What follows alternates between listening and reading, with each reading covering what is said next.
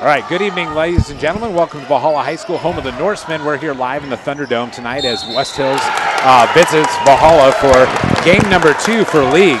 We're here live with Keith Jackson, head coach of the Valhalla Norsemen. Right now we're watching a fantastic finish to a JV game, so pardon our lack of attention as we watch this exciting finish. Coach Jackson, you last night you fell a little short against Rancho Bernardo, but tonight you hope to bounce back against West Hills. What does West Hills bring to the table that may be different than what you've faced so far this season? Well, they're a team that they've got a lot of different guys that can shoot, they can run the floor, they can handle the ball. They're very skilled. They've been playing together for a while. A lot of these guys were on their varsity team for 3-4 years. Some not more though, but. Yeah, but it's been they've been together a while, so they're an experienced group. They play pretty well together, so I expect a really good game. I think last night we played a team that did some things that were a little similar than what they're going to do tonight. A lot of pressing, a lot of trapping, mixing up defenses. So I think last night might have helped us a little bit get ready to play these guys. In your preparation for tonight's game, what would you say is something that West Hills does really well that you're kind of concerned with? They do a really good job they have a matchup zone. They do a really good job at being very aggressive. They move. They don't give you a lot of easy gaps in it. They get to the different spots. They rotate well. So I think that gives us that's something we're concerned about. We worked on a lot in our shoot around today was just getting that going. We don't see a lot of teams run zone, especially in our league and this side of even when we get in the conference games. But we do see a lot more in the preseason. Absolutely. So we worked on it a lot early, but we haven't really been working as much zone late in the last few weeks. So the question of the night right now is Spencer Havard ready to play tonight? He is going to give it a go. He's taped up. He says he's feeling pretty good. We're going to see. We're going to kind of take a little bit, take it play by play, see how he feels, and if it's not right, we won't do it. But if he seems to feel that he's pretty good, maybe not 100%, but close enough where he thinks he was better than he was Friday. So that's good. Obviously, you push a team concept. You win as a team. You lose as a team. But what percentage do you think Spencer would have helped you last night? A healthy Spencer Havard in a game like that? Well, besides points, he brings so much as far as rebounding, his defensive intensity, and that's really where his points have been consistent for us, but he's been so good at rebounding for us, defending for us, and that's what he brings besides the points. And those are things that you really don't measure. You can't really measure with a stat. Maybe it's an overall stat, but that's what I think we miss the most right now is just what he brings to us in that regard. He's going to get his points, but if the guys kind of feed off of his intensity. When he plays hard, they play harder, and it gets the rest of the guys going. So, and just real quick before we let you go and get ready, I know you want to get over to the team and get them ready to play here as you look to tip off here not too long. On Friday, you are at Steel Canyon. Any kind of preview what the Cougars may bring? We will not be covering that, but just what you might want to tell the fans at home what to expect against Steel Canyon. Sorry, I got a little that's fine. That's totally fine. By that. Steel Canyon is a young team. They've got a few returning guys. They're very aggressive on the defensive end. They're defensively man on man. They deny their gaps real well. They run their offense well. So it'll be an interesting game for us. Okay. I think our guys are ready. And then our kids, they have a little more of a mix with the Steel Canyon kids now since it's been open longer. So there's a pretty good rivalry going there. So I think that'll be a good one for us on Friday. And one last thing before we let you go, Coach Jackson. Do you care to reveal early who your starting lineup is? It's going to be Jacob Hammett, Spencer, Kevin, Andrew Lazoya, and David Gazelle. Also, one quick thing. We play Saturday against San Diego High at 3:30 in the Martin Luther King Classic at Horizon High School this weekend. So if anybody's in there wants to come watch, might be a good one to come see. All right, we wish you the best of luck and good luck tonight, and hopefully we'll bring home another Norseman victory tonight. I hope so. Thank you. Thank you. That was Coach Jackson, head coach of the Valhalla Norsemen, telling us what we can expect tonight from tonight's game. We'll be back here in just a minute with Eric Thomas, who's going to join us tonight with provide us some analysis. Actually, Eric Thomas was the previous head coach to Coach Jackson here at Valhalla High School, and I'm sure he'll bring a wealth of experience and talent and information with him. We'll be right back in a second.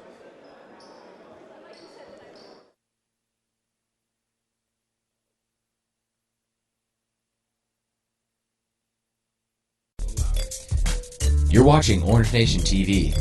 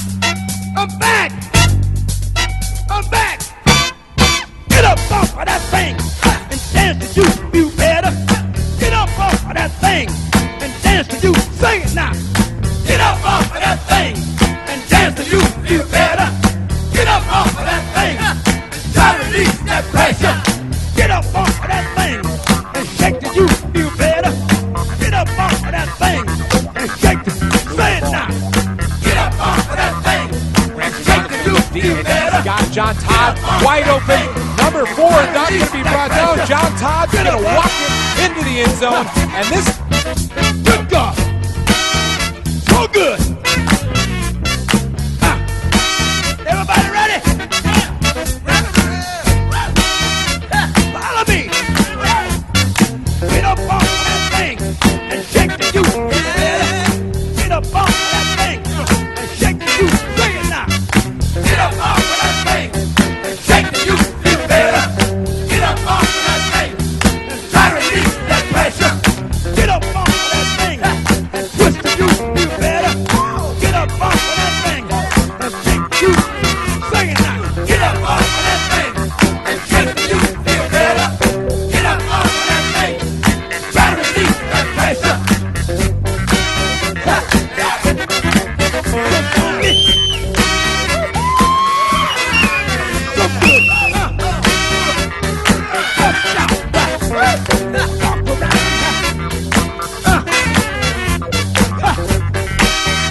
Ohio players, get into the sunshine, check this out. Get up off of that thing and dance with me, you better. Get up off of that thing, follow me. Get up off of that thing and dance with you better. Get up off of that thing and try to release that pressure. Wait a minute. So funky. Show love. I need it.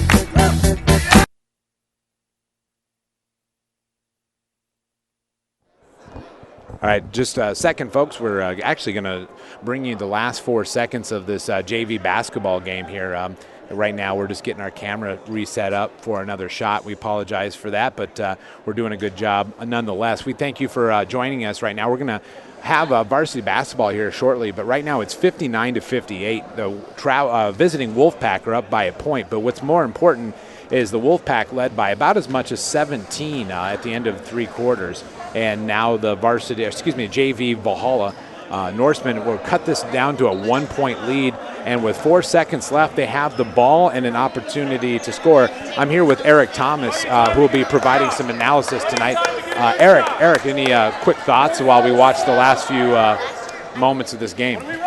Well, what you want to do is try to get the ball up the court with passes. And if you get 2 passes, you can get 2 dribbles in. Go, 2 dribbles, pull up, count it, win. Just so close. Absolutely so close. But, valiant effort there by Valhalla's JV to be down that much. I had joked before the start of that quarter this is going to be the greatest comeback in JV history, but a little bit short, but good job for Valhalla's JV. We're going to take a quick second, and we're going to come back and talk a little bit about Valhalla basketball with Eric Thomas.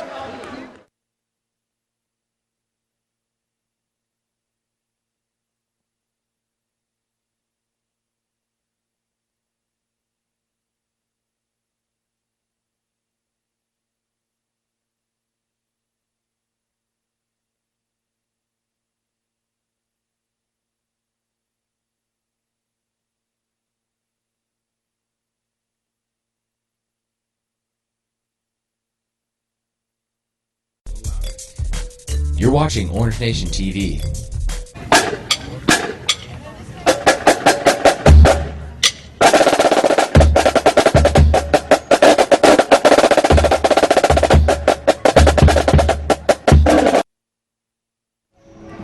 All right, we're back. Like we said, we just finished a very exciting JV basketball game. Valhalla falling a little bit short. I'm here with Eric Thomas here tonight. Eric Thomas, the former Valhalla basketball coach going back many years ago. He's a basketball expert in these parts, and that's why we brought him on the Orange Nation TV coverage of tonight's basketball.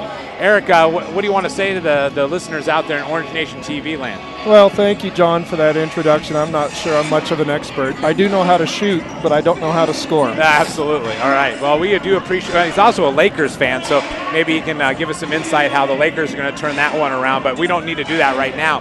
What we are going to talk about is Valhalla's second game in Valhalla Hills. I think that's what they call it. Grossmont Hills League action tonight against West Hills. Valhalla lost their opener against Helix on Friday. Lost a tough one on Monday to Rancho Bernardo, non-league of course. And tonight they have West Hills. West Hills comes in here with what did I say? 10-4 10 and record. 4. 10-4 record. Also one of those teams that could possibly challenge for the league. Just your years here at Valhalla, any type of history or anything you know about this year's team, or just anything in general that you feel Valhalla brings to this, or any old league stories that could warm the hearts of Valhalla fans out there? Well, I'll tell you this, John. I haven't really kept up with it. I'm starting to nowadays. West Hill's always been tough. I see Jeff Armstrong still coaching, so you can look for a lot of half-court trapping issues. They don't like to press full court so much. They will to half-court trap you to death, as we saw in the JV game. They ran a lot of 1-3 half-court traps. And for the JV kids, once they figured it out, that's why they got on that big run in the fourth quarter, coming back from 17 points down to cut it to within 1 and a chance to win the game. My games with West Hills were always barn burners. I don't recall ever getting blown out by them or them blowing us out. So I anticipate the same thing will happen. Absolutely. 7 years later. So, well, I think also important to note that last year in the 2 games that Valhalla played West Hills, the first one was a double overtime thriller at West Hills, and the last one was a single overtime here at Valhalla. And so obviously when these 2 teams get together, it's going to be close. It's going to be fun basketball, and we don't expect anything less tonight from Valhalla High School or West Hills. So we hope that you will stay tuned, keep watching this game. We're going to actually take a quick break, watch a couple videos. We're 12 minutes away from tip-off for basketball tonight. So we want you to sit back, enjoy some of these videos the students have provided. We'll be back for opening lineups and ongoing coverage of Valhalla basketball, Orange Nation TV. You're watching Orange Nation TV.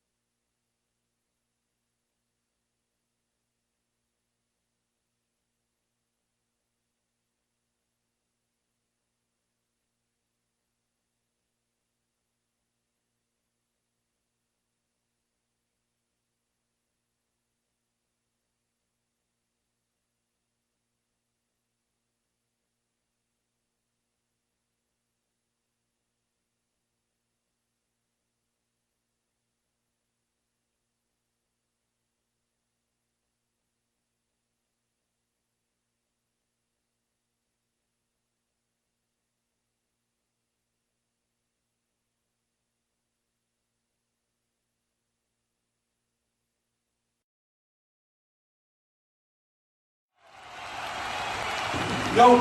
It's a hit.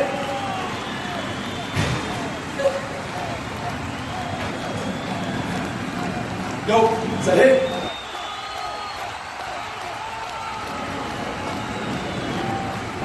It's a hit.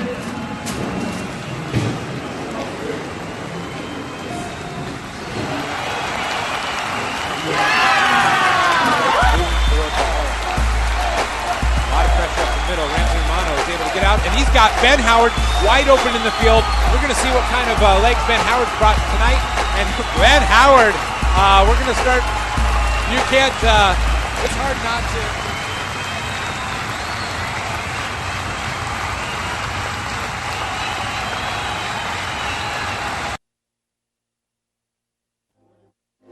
to. This is Odey Yusuf, your producer for the day. Excuse me. Odey. This is Odey Yusuf, your producer for today. What you just saw was a commercial that we made during football season at Valhalla High School at Orange Nation TV. And hopefully you'll see something like that in basketball coming up soon. We hope you enjoyed today's game versus West Hills. Last season, we played 2 times against West Hills. One time we went to double overtime, and the other regular overtime. Sure to be an exciting game versus the Wolfpack. You have Mr. Eric Thomas today as your commentator for throughout the game, and then Mr. John Owens, of course, is going to be your main commentator for the day. And we'll be back. Hope you enjoy.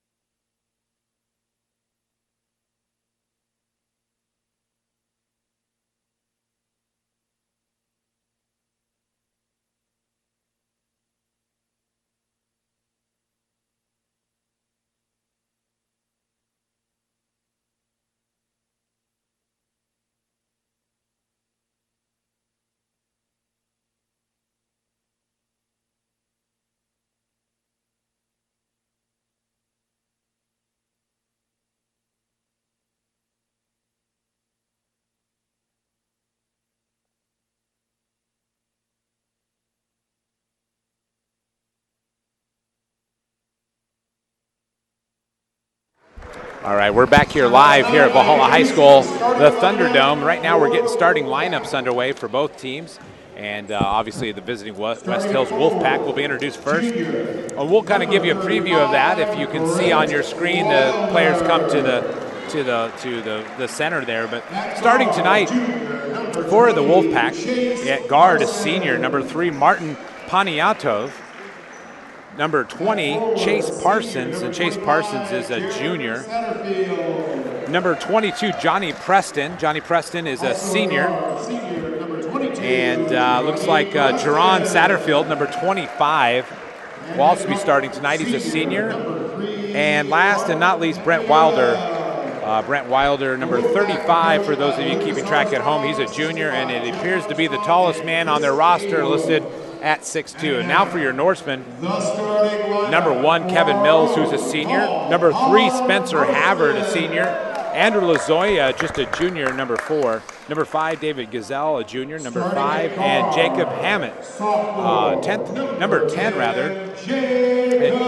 And Jacob Hammett is a sophomore. He'll be the youngest starter tonight. And I don't know for sure, Eric, but I think that might be one of Jacob's first starts tonight. I don't remember him seeing. He did have some nice minutes last night as we look at these starters as they shake hands. Yeah, he must have been doing something right in practice to get promoted up like that, and that's always a good thing when you get a young kid like that improves during the season and you can start moving him into the starting lineup. Absolutely, and if I were to make bold predictions about where Valhalla basketball is headed this year, I'm going to say they're going to need a lot from their bench, and like any team does, nobody's that great, but that you can just rely on a handful of players. But McKay, that came off the bench last night, did very well for him. Hammett's done well off the bench, just to name a few. Jordan Kazar has done well. Cody Gladou's played some good minutes. So right there, Valhalla trying to find that foundation on the bench, helping the starters as well.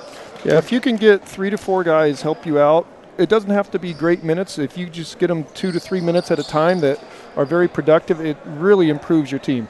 In my observations, my limited observations from the 3 games that I've seen Valhalla play this year, really the concern I think going into this is shot selection. Will Valhalla have to shoot the 25-footer tonight, or can they work for some things inside? Now, obviously, when Gazelle and Lazoya's 3-pointers are landing, who cares where they shoot it from? But really one of the big problems they've had is low shooting percentage, and West Hills is going to start this one off tonight, and West Hills in the half-court set. And also that's also a product of not being the tallest team. Absolutely. As we can see right there, they went deep inside on us. And I'm going to be a little delayed tonight on those numbers simply because, and that was Brent Wilder with the bucket there, but West Hills uses black numbers, and they look pretty, but not from a distance. It's kind of hard to see. And so, no offense to the designers over at West Hills as Lazoya throws that one up. Kevin Mills, nice rebound. And there's Spencer Havard for his first take of the night. No good. And once again, you see West Hills right into a trap, into a zone, and I think they're going to do that all night long because they are, like us, not as big as some of the other teams in our league. Martin Paniotov with the shot there. 7:09 left to go in this first quarter. Just started, not even a minute in, 4-0 West Hills. Here's their it's kind of a 1-3, kind of a 1-2-2 trap. Gazelle from somewhere way near down the Coronado Bridge. That's a nice shot. Now, I've said that a few times, but he does have a nice shot from out there.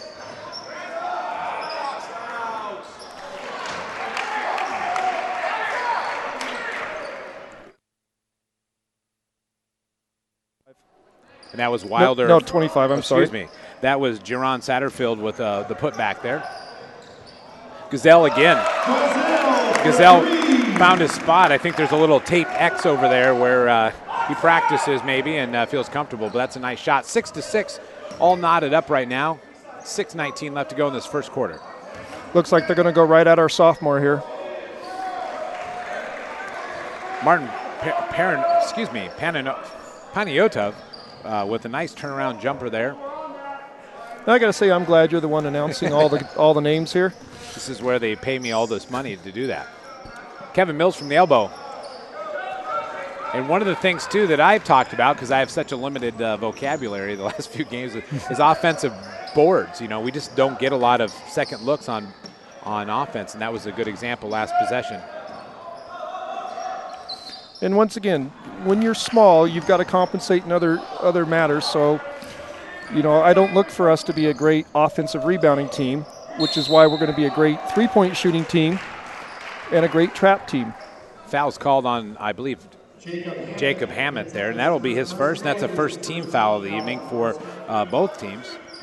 This is going to send Panayotov to the line to shoot 2.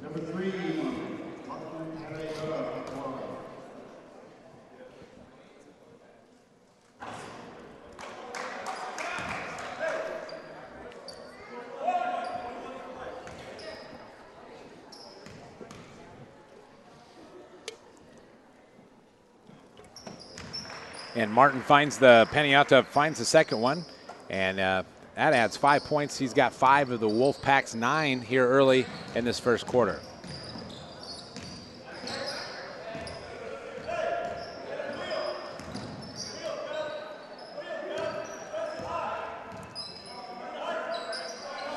And once again, you see your West Hills zone coming up here. They're going to be looking for David now.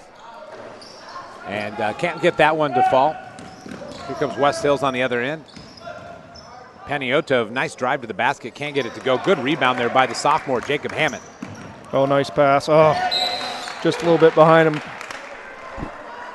I thought it was going to be a nice pass because he bounced past one, which most kids will throw it up in the air and get it knocked down. Under 5 left to go in this first quarter. You're watching Orange Nation TV coverage. Nice take to the basket there by number 22, Johnny Preston, and he gets his first bucket of the night. I'm John Owens here with Eric Thomas. There's a nice pass. Beautiful pass. Just can't cash it in. And there's Look out, Coach. Exactly. I think Coach Bernard Van just about took a tooth out that one, but they are staying awake over there on the bench.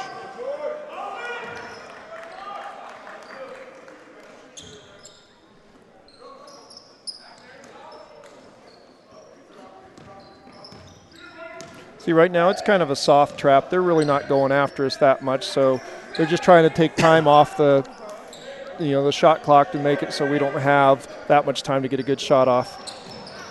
And that shot by Spencer Havard will not fall. I just noticed George Fakuri is in tonight. George Fakuri started a couple games. Good effort for the Norsemen as Spencer Havard earns himself a charge there, and that's going to be on number 25. Number 25. Satterfield. Satterfield picks up his first team foul, first personal foul. West Hill's first team foul of the evening. Little cat and mouse here between the Wolfpack and Valhalla. Yeah, again, they're not really trying to trap us to steal the ball. They're just trying to waste time off the shot clock. And then they're going to sit in their zone and hope that we miss.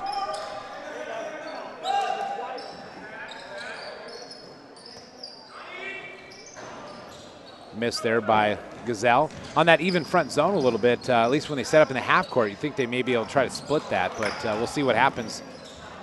West Hill's kind of disguising some of their tendencies on the top of that zone. Oh, we got an unfortunate mismatch down below. Watch Kevin battle against this kid. Oh, nice job, Kevin. John, I don't want to say anything out loud, but how much can I complain?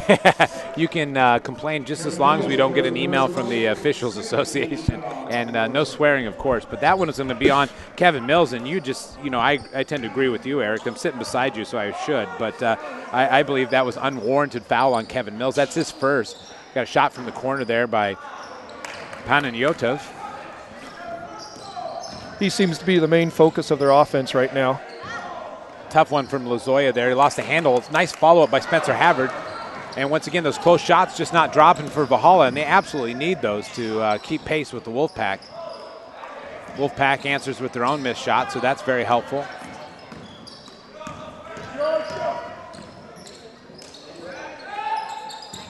In talking with Keith Jackson this week, and there's a turnover.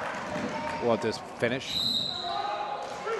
Gazelle's going to pick up his first foul. But in talking to Keith Jackson, this week he had said that his guards he felt were some of the best guards that he'd had here at Valhalla, which is a credit to the effort of Kevin Mills and Spencer Havard and even George Curry and some of those other players. Keith Jackson would call his first time out of the night for the Norsemen, but obviously right now getting those shots outside, it's, like you said, it's tough against the zone, especially when you're not necessarily the tallest team in the building tonight. So any other early observations, things that you think adjustment and a timeout could be helpful with? There's a lot of things you could be doing, as, of course, any person in the stands want to tell you. Exactly. But one of the things you're going to be looking at is Kevin Mills is not afraid, he just doesn't want to shoot that outside shot. So when he gets that ball on a swing, if he will just attack the basket with it, he will create mismatches to where he can either dish or get all the way to the rim, and that's going to take some pressure off of David, so David gets those wide open shots. Absolutely. So if we and there's a reason why I don't coach anymore, because I find that I win every night when I broadcast. And I'm sure there's a lot of people at home saying, well, it's too bad that we have to listen to you. But anyway. No, you're a joy to listen to. All right. Well, we just were told that our West Hills graphic is actually singular when it should be plural. There's more than one hill over in the western portion of the East County. So West Hills, we're making that change. I've got to give Ode Youssef a hard time. Ode Youssef is our Chase Parsons misses his second free throw as well. But Ode Youssef, our longtime producer and amazing person, just dropped the S there on West Hills. Well, I want to thank Robert Wilson for texting that one, and our athletic director. Thanks, Robert. For Curry from the three-point line, he gets that glass, the friendly bounce. The bank was open. And once again, we're throwing it inside and then kicking it out. If you can work inside out, you're going to get all sorts of good shots. 11-9, West Hills slim lead with 2:15 left to go in the first quarter. And it looks like West Hills is going to try to use their size advantage over us, especially when it comes down low to Kevin Mills. Oh, nice shot there by number 25, Jerron Satterfield. Extends that lead to 5. Now they've extended their little half-court trap a little more, so it's more of a pressure one. Kevin Mills would miss there. One of the fastest kids we have. Absolutely. Kevin Mills, one of the standout wide receivers for our Valhalla football team that was just a few plays away from playing for the CIF title this year. In fact, quite a few players on this, or a couple outstanding players on this basketball team also played football. Another one that comes to mind is obviously Spencer Havard, who was the East County Defensive Player of the Year, just an astounding football player as well as a talented basketball player. And then, of course, you've got Nehemiah Brown, who I can't remember the last time I saw a kid return 2 kickoffs for a touchdown. Absolutely. Let alone, Nice job inside by Lazoya to knock that pass down. I think he came in for Mills. Get a little bit of dribble penetration there. One of the few times tonight. Unfortunately, a little hard of a pass to handle there on the wing. Yeah, it just got a little bit out of control. Once you get into that lane, you can't leap into the air to make that sort of pass. It's just, you don't even see the pros with that much ability. Absolutely. It's just a tough thing to do. Well, that could have been an interesting thing. I guess he established himself over the timeline there. West Hills has these 2 players, Satterfield, number 3, and I'm still not going to pronounce Martin's last name, but those 2 kids are right now bigger than our kids. They're the ones that are guarding them, and so they're going down low with them. Yeah. And that foul was on, that foul was on for Curry. That's a 5th team foul, and as you may hear in our microphone, as Panayota knocks that one down, is the visiting West Hills only have 1 team foul. So obviously, if you want to get the people in the Thunderdome a little upset, is foul disparity. Is Cody Gladue off the bench. That was a great pass by George. Absolutely, very nice pass. A little touch pass right there. 45 seconds left to go in this first quarter. As I was saying, though, the foul disparity, that's get the home crowd a little upset. Well, when you're driving to the basket and going down low, you're going to get more fouls than when you're shooting 3-pointers. Absolutely. And right now, they've got about 3 guys that have mismatches size-wise. So Jordan Kazar checks in for Valhalla. Jordan, I don't have the roster of height right in front of me, but if I were to guess, Jordan Kazar is the tallest person on Valhalla's team that gets regular minutes, if I recall. I think he's about 6'3", if I were to venture a guess. I do see him daily, so I think he's about 6'3". And you notice we put him right away on the Martin kid, so he's got a tough assignment there because that kid's been taking us down low right now. Just 10 seconds left to go in this quarter, 16-11. West Hills enjoying a 5-point advantage, trying to get this last shot off, try to add to the lead after the first quarter. Sorry, John, but the other thing you like seeing is our best player, Spencer, taking on one of their best players. Absolutely. And Brett Wilder missed that three-point. So three-pointer at the buzzer, 16-11. West Hills a 5-point advantage at the half. At the end of a quarter, Panayotov has 7 points, 7 of those 16 points. The other big scorer for West Hills is Satterfield with 5. For Valhalla, Gazelle paces all Norsemen with 6. Jacob Hammett with 3, and then Cody Gladue got that 2-pointer right before about 30 seconds left to go in the first quarter. So what are your thoughts so far in this first quarter as these two teams kind of fill each other out? Well, as you can see how it's going right now, we're going to rely more on our three-point shooting, and maybe we can get some fast break baskets off of their soft trap. And what West Hills has decided to do, from what I've been watching in the first half, is whichever of the three guys has the biggest mismatch, they're going to move the ball around until they get that guy down in the low box. And you saw Martin take George twice in a row in the last 4 possessions. He got him down low twice, and hey, size wins. That's what happens in basketball. Absolutely. I agree with you so much, I got to stop saying absolutely. I think that's the 15th time. If people are watching this, they probably just turn down that volume when I'm talking anyway. So. And, Coach Jackson's got to come up with something to help out the guy down low. I don't know if he's going to want to double team because then you're going to leave a shooter open, but we don't know what kind of outside shooters they are right now because they haven't had to shoot outside. And the Norsemen started off this quarter with a turnover, probably not what Keith had drawn up after the quarter break, but nonetheless, West Hills gets the ball back here.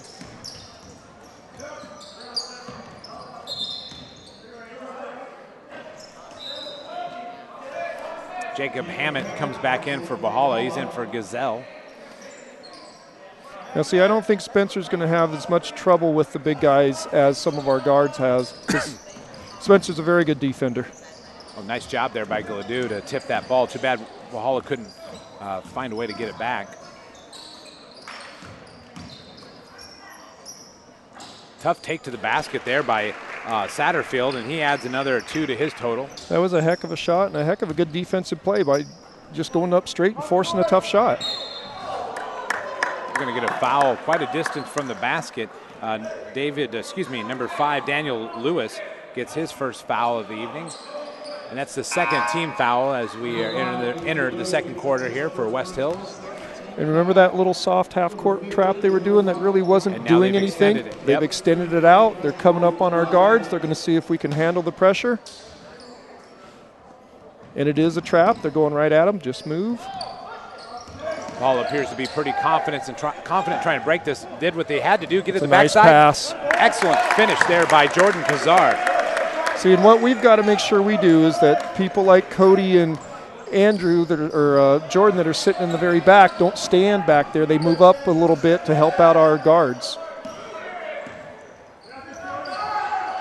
See, once again, they're going right down low to him. Nice bucket there, Johnny Preston. And you saw that we doubled them down low and they found the open shooter, so I don't know if we'll stay with that or not. Valhalla needs to remain patient against this trap. Obviously, there's always going to be something open in the middle, like you said, if they stay active and get to those open spots. But one thing you don't want to do is take a dribble and stop in that corner. Jordan Kazar with the middle, nice break for the tall guy for Valhalla. Cody Gladue, nice take to the basket, draws the foul. It's a nice bounce pass. It's a nice sequence. You're right, you cannot go into the 4 corners. Those are the trapping zones. Absolutely. You've got to keep the ball out of the trapping zones. As long as we make a good hard pass to Jordan in the middle like that, we're going to get 3-on-2s. Cody Gladue knocks down his first free throw. That was William Yamas who committed the foul, if you're keeping track at home of fouls. Cody Gladue knocks another one down. So Cody Gladue brings his point total up to 4.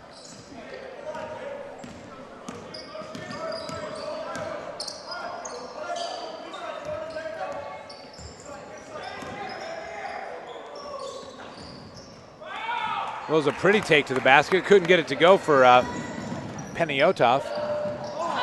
Nice follow-up by Cody Gladue. Cody Gladue having a great start for his efforts tonight. That was a nice take by Jacob, splitting the 2 defenders and elevating over him. Just need to hit the backboard, never go over the front of the rim. Or just hope that Cody Gladue's right behind you to finish up. Clean it up. Great hustle by Cody. And the few games that I've seen for Valhalla this year, that's something they've just been missing, that second opportunity, being able to score around the basket when they get the opportunities. So far this quarter, we've seen a little bit of more success for Valhalla in those situations. Trailing by 3, 6 minutes left to go in the half. And Cody's going to pick up a foul here. That was Preston on the shot. He's going to get a couple opportunities at the free throw line. Once again, it looks like we're going to try to double down low and help out on our shorter guys, and we're going to give up that free throw line shot or try to recover and get to it.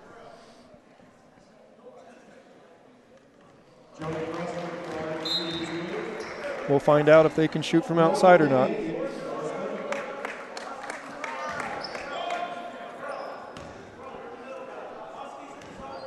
We got Terrell in for Cody.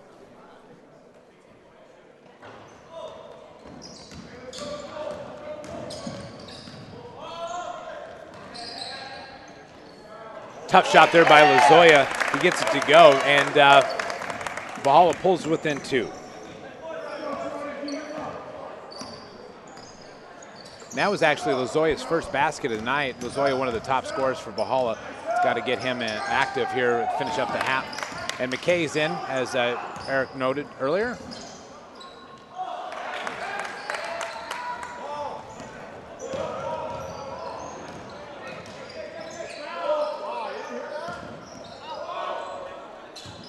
Good ball movement by Valhalla. Lozoya heating up. Another good shot.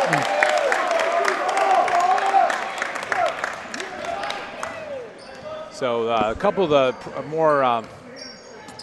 more effective scorers over the season, Gazelle and Lozoya, getting their baskets in bunches. And West Hills turns that ball over under 5 minutes. Valhalla has an opportunity to take that I believe the first lead of the evening for them. You are correct. McKay's going to take a seat. I think they have a problem with his undershirt, which I honestly, when I first saw it, I didn't know exactly what I was looking at. But well, you can't have a shirt that differs from the jersey. Actually, Jordan's kind of questionable with his darker shirt. Absolutely. And CIF has a lot of interesting rules. I coached track for a number of years, and there's actually logo sizes and sock dimensions and all kinds of crazy stuff. There's a turnover there. West Hills cannot catch that one in. There's that pressure you spoke of, a little more effective. Kazar down low, puts that ball up. He's going to draw a foul, though. That's a good take. Go ahead, I'm sorry. Jerron Satterfield will pick up his second foul. He wasn't too happy about it, but it was definitely earned, I believe. And maybe he was just upset with himself for drawing the foul, contesting the shot there underneath the basket. Here's Kazar to shoot his first free throw of the evening.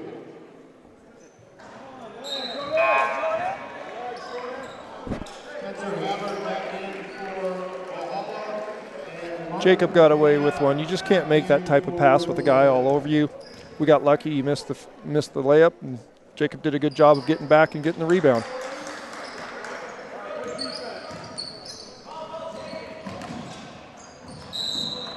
For Curry will pick up a foul there. It was good hustle to get back on, recover on defense, but unfortunately they're going to call him for his second personal foul. And I believe this is going to be 7th overall team foul on Valhalla. And Chase Parsons will go to the line to shoot a couple. I believe they called that in the active shooting, I would have to imagine. And Gazelle comes in for Valhalla. He's going to give for Curry a break, and Kevin Mills is going to have give Jordan Kazar a breather on the bench there. 4:27 left to go in this half. And I believe West Hills is up a point. I think there we go. They yes, 21-22.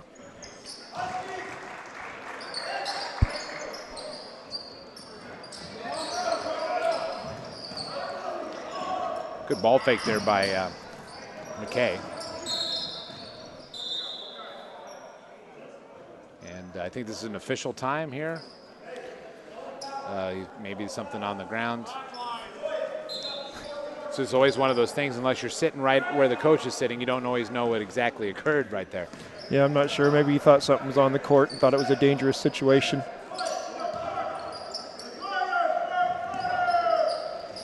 Oh, nice pass. Tough take by McKay. And that's just good to get those opportunities to go to the free throw line. Now they got to catch him in here, of course. But and that's a good job by Terrell, moving over and getting that offensive rebound and recognizing that the ball's going to be a little short. Sometimes offensive rebounding is just about want to. Absolutely. They just need somebody down there and just to work those boards and try to give them something you haven't had much of just in the first few league games. There's a reason why my championship Laker teams had Kurt Rambis on there. Absolutely. I almost said absolutely again. You got to stop that. You get these words and you just can't stop using them. And absolutely would be that one for me tonight. You need those Kurt Rambis type guys that are all about getting the rebounds, the AC Green types. And dare I say Dennis Rodman, although he's not one of my favorite players. Yeah, definitely the best hair I've seen in the NBA in a long time. Lazoya from outside can't get that one to go. Get excited. He hits an awful lot of threes, and I was excited to talk about that one, although it did not occur. And even though he didn't get the rebound, you see how much hustle Terrell put in there trying to get for both of those? Absolutely. Yep.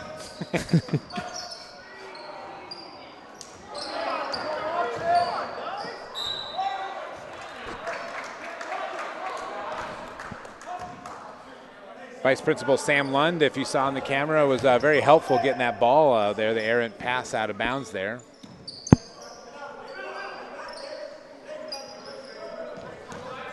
Way to walk it up, and beat that press in that style. McKay from three-point land. Good hustle, good rebound. Good job there by Spencer Havard. And your Norsemen take their first lead of the evening, 24-23, 3 minutes left to go in the half. Kind of hung around and done what they needed to do to keep pace with the Wolfpack, and now are able to have their first lead of the evening. Good tip steal there by Spencer Havard, Kevin Mills. Good effort underneath by Gazelle, and he's going to draw a foul.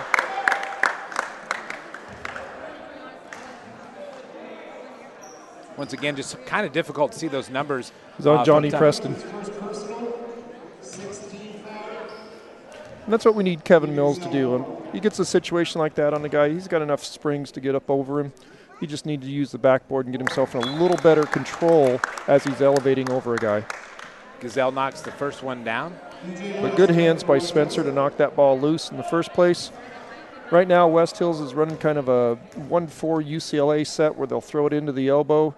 And the guy will have several options off of that. One of them is to fake and then spin the other way and go to the basket, which is what that kid did the last time. Interesting matchup here in the full court here with McKay on the previously very dangerous. A lot of contact they allowed there. And now they'll call that one, which was probably the most innocent of all the contact. But West Hills fans are probably happy about it. But you know what? I tell you what, I like McKay's effort. He gives good effort. He's trying to manhandle him. Absolutely. And that's some of the things you do if you're physically bigger and stronger. And to his defense, the first few pieces of contact were not called, actually. So it was almost a little delay there on the whistle. But, a good call somewhere in there was a foul. Absolutely, I agree with that. But I like the effort by McKay as Pananotov knocks that first free throw down. We haven't heard much from him since that first quarter. They've done a good job on keeping him out away from the post. You kind of got the feeling early he was going to be the it still could be, but the leader of the pack, so to speak, at least in terms of scores, and he misses that second one. 2:28 left to go in this half. Ball breaks into the half court here. See what they can do on this possession, leading by 2. It's a dangerous pass all the way across the court. The short corner of Kevin Mills in the land of the trees down there, and he can't get that one to drop. But that's what we need Kevin to do. He's going to get those to fall. Spencer Havard's going to pick up his first personal foul. And we'll be shooting 1-on-1 here for the West Hills Wolfpack. This is actually kind of the game I expected, considering the track record between these teams last year, double overtime and single overtime, and we're really right on pace for that. Yep, we're at a 2-point game. 2 minutes left in the first half. Panagiotov nails that first free throw.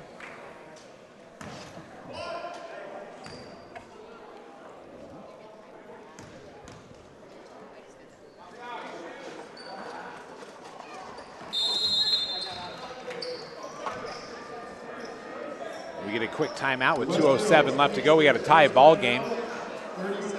And, you know, I was at a clinic once years ago and talked about, there was a head coach from some Division I program, and he evidently liked stats a lot. And I remember him saying that he won like 80% of the games where his team attempted more free throws than their opponent. Not make, but just attempted. And I'm just looking at my stats right now. The West Hills Wolfpack have now attempted 6, 7, 8, 12 free throws in this first half. Valhalla has attempted somewhere around 8, so they do have a slight advantage. I don't know if that stat always holds true, but it's one of those things I think about. If you're getting those opportunities from the line, untimed free points opportunities, if you can hit them, obviously it gives you a good advantage going down the pipe. And if we'll just attack the basket a little more, we're going to get those same opportunities. Because once we break in this press, and now you can see they're not going as strong with it as they did, you know, earlier in the quarter. So either they're afraid of fouls or they don't like the way that we're breaking the press and getting shots. Great break to the basket. Cody Gladue able to get Spencer Havard the ball, but can't catch that one in. And Cody with a good attempt there. And that is a finish there by Brent Wilder. See, they're not charging after us as much, so we can start moving it up a little bit. And I guess, you know, sometimes just the appearance of pressure causes turnovers, and causes that's why you things do like it. that to happen. You know, you always think that you have to be up, you know, an inch from their face, putting that pressure on, and you don't have to be. You can be arm's length away and just have that indication that a trap may come, you know, in the passing lanes, of course, and West Hills did a good job forcing that turnover. And you're not always, when you're pressing, you're not always trying to get a steal every single time. You're trying to wear them down, get them complacent in some of their passes, then you'll get the steals, usually at the most opportune time for you and at the worst time for your opponent. Absolutely. 28-26 here. We got just a couple ticks here in the second quarter of this basketball game. Definitely an interesting game, and both teams still, you know, really a methodical pace here. And I almost seems like a slow game, and I don't mean that as a negative, but I watched Valhalla play two run-and-gun teams, and Helix and Rancho Bernardo. So this is a little different pace for me tonight. I actually kind of like the pace in terms of trying to cover a game. Yeah, it's just the style of both teams. When you're playing a defensive zone like West Hills is, there's not many opportunities to get up and down the court. Unlike Helix, which is man-to-man and pressuring you the whole time, that's a running game. Spencer Havard using his senior knowledge of the game to draw that charge there on Panagiotov. That's his second charge of the day. Tough place for Kevin Mills to be in. He's going to turn that ball over. And one thing, no matter how tall you are, unless you're about 7 foot tall, you can't just stand down there with the ball. And obviously nobody was really moving to make that adjustment, so Kevin Mills kind of got stuck on an island down there. I'll see if with his defense he can get that ball right back. And that's how you earn that possession back. And that's how you score a layup to make up for that turnover. Nice job by Kevin Mills. That's his first basket of the night as well. That's a great job of kicking the ball and having the officials not see it and getting the steal out of it. You know, and I'll tell you what, unless there's a whistle, you play. You go through it. Obviously, the Jeff Armstrong from West Hills, I think, was asking a few questions to the official about that, as rightfully he should. But you know what?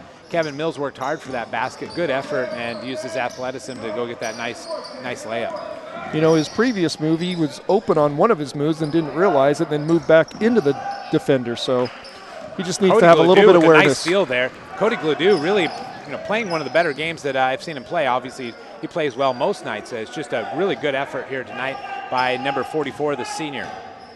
See, this is where Kevin should be able to take this kid, even though he's standing 10 feet off of him. That kid knows that Kevin's way too fast for him. Here we go into our, what I call it, a flex offense. A lot of college teams run it, a lot of pros teams run it. You're looking to get that pass down low. Good rebound, Kevin. All right, that's your score. Or excuse me, that's a buzzer at the end of the half, 28-28. West Hills, Valhalla all tied up, much like you would have seen a year ago.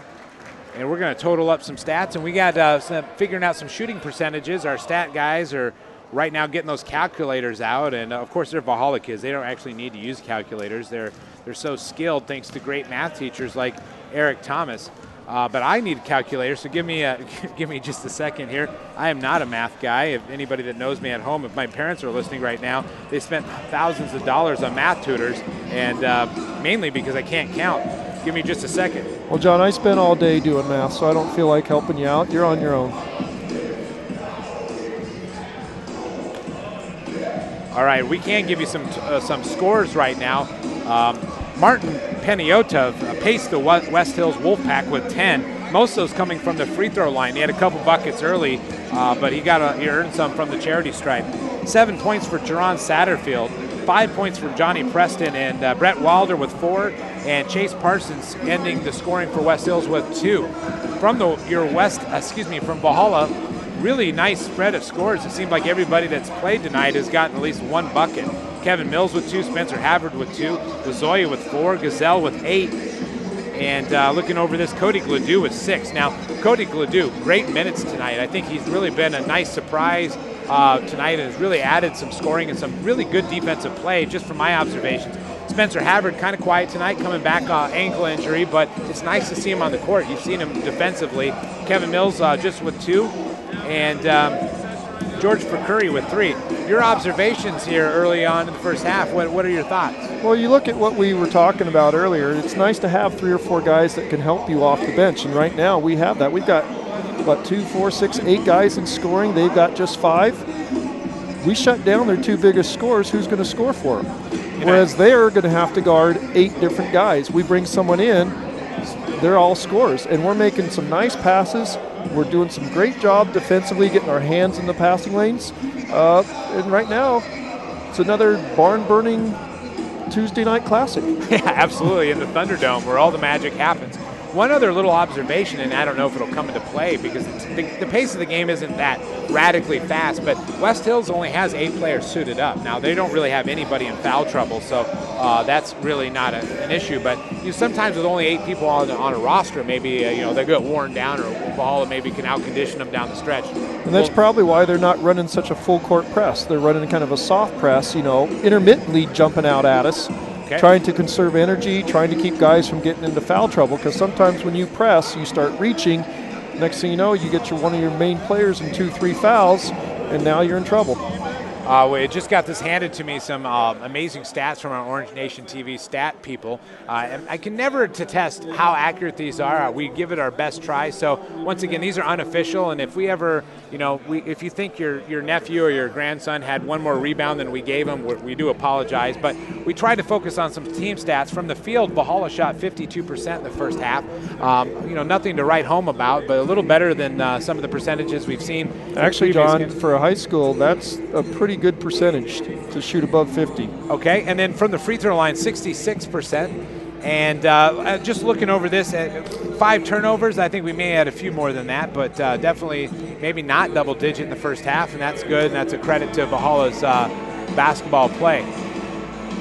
Right now we got about 6.5 minutes before we resume action. We're going to take a quick break and enjoy some of these videos and whatnot that Orange Nation TV has produced.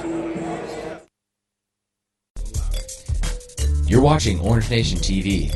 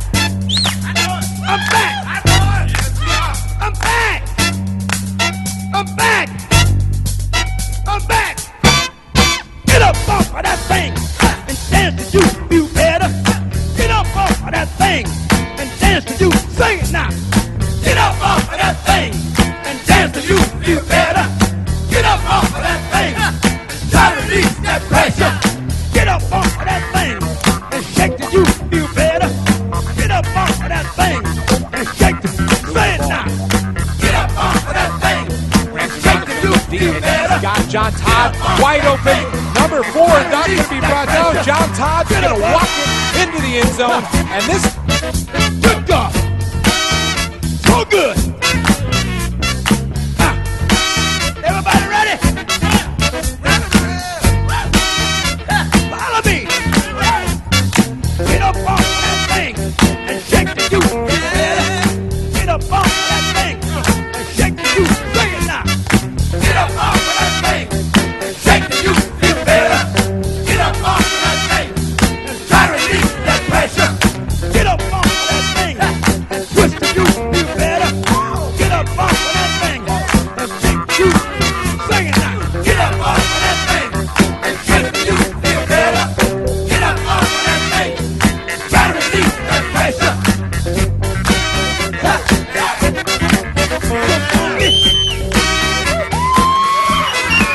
So good.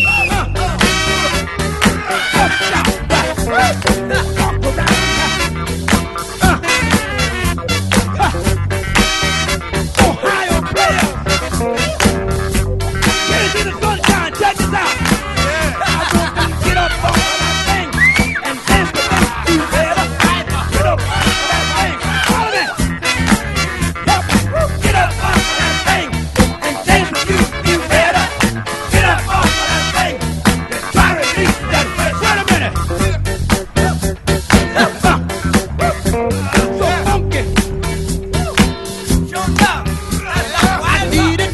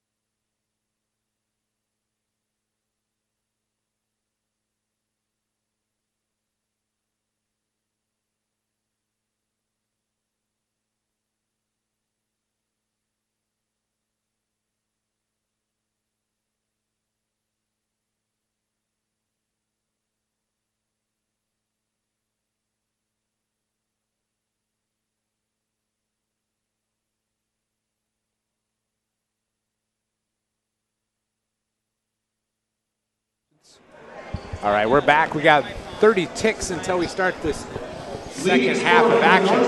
Nice thing is, if you missed the first half, we're starting basically at zeros in the second half. We're all tied up at 28-28. Both teams played pretty well. West Hill's jumping off to an early lead. Valhalla playing catch-up, but they did a pretty good job of playing catch-up, and they tied this up as we enter into the third quarter. And any quick thoughts as we start this off? Eric? I think what you're going to see is Spencer try to really assert himself and kind of start dominating this game. He's done a great job defensively, but I think you're really going to start seeing him offensively trying to get himself into some places where he can do some damage. And for West Hills, I think Once again, they're going to go with Satterfield and Martin and try to get their two biggest scores. And here we go again. Spencer going to start taking over. Good call there, Eric, on calling out Spencer Havard as he gets a nice defensive play and a nice potential assist. They no foul there. Good good recovery there by Kevin Mills to knock that ball out of bounds on the blocked shot. No foul called. Good no call from my vantage point anyway. And you know, if you're Coach Armstrong for West Hills, you've got to get Satterfield a little more involved. He's apparently one of the main cogs on this team. There he is. And he's got to get off the mark here and get going. Tough take there by Gazelle. Can't get it to go. Rebound by Havard. See, now they're looking for David. He made those two right off the bat, and they haven't given him anything since. Spencer come flying in there, almost got it.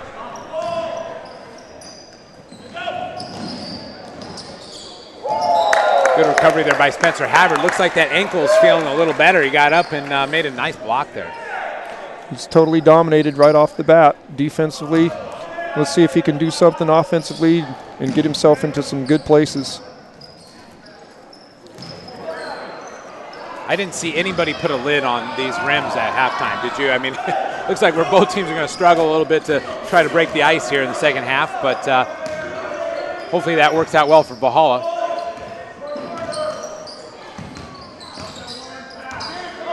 Tough there.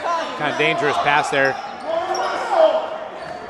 Kevin Mills off the glass. Kevin Mills gets things started here in the second half for Valhalla. That's just some athletic ability to get that high up off the ground and go over a guy that's, you know, got quite a height advantage on you. You know, number 22, Johnny Preston, answers right back for West Hills. So I make one joke about missed shots, and both teams now start with to answer my jokes with a flurry of scoring. Tied at 30 apiece, under 6 minutes left to go in the third quarter. Nice little elbow shot there by Spencer Havard. That's a good place to get him in the offense. He's a very good 15-foot jump shooter right there.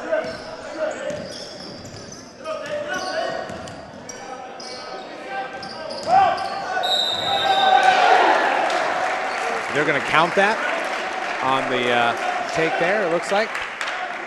That's a good, strong move by Wilder, but I don't know if he got fouled on the take or if he got fouled earlier. If I'm from Valhalla, I said he got fouled earlier. And Lozoya picks up his first team foul.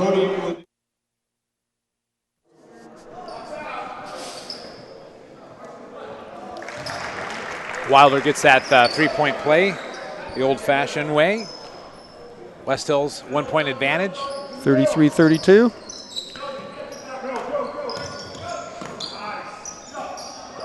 Gazelle from the corner. Hammett with an attempt at a rebound.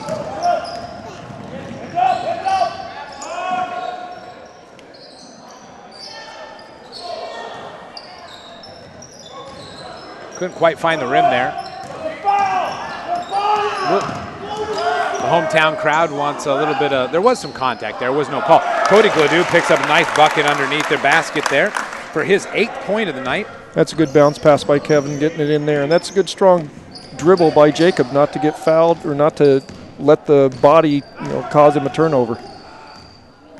I know in the past we've had some members of the Gladue family say they watch this game, I think from Alabama. I don't know if that's we're on a trip or they were visiting, but hopefully they're watching tonight. Cody's having himself a nice game, and there's a foul there by Jerron Satterfield, and that's going to be his 3rd foul. And I'd have to think that's a second team foul. You know what, John? I think they called it on Spencer. I thought Spencer cut in front of him, and then Satterfield held him by the shoulder.